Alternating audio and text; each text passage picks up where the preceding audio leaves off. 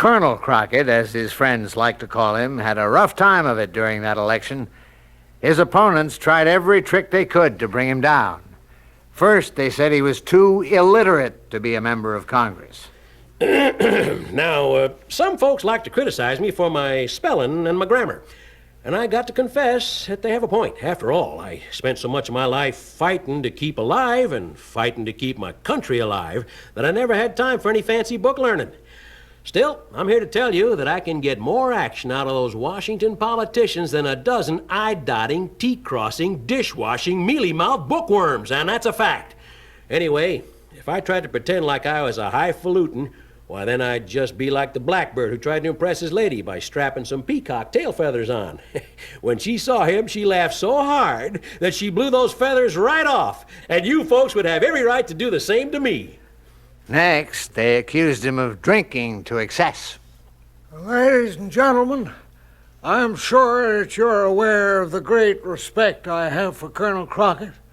I truly believe that he is a fine man. But, ladies and gentlemen, we also know that the Colonel has been known to indulge in alcohol at times. And this is a vice that we cannot allow in a member of Congress. Well, now, gentlemen, I want to say here and now that there is no truth to the story that says the minute I was born and before I even opened my eyes, I refused my mother's milk and called out for a bottle of rye.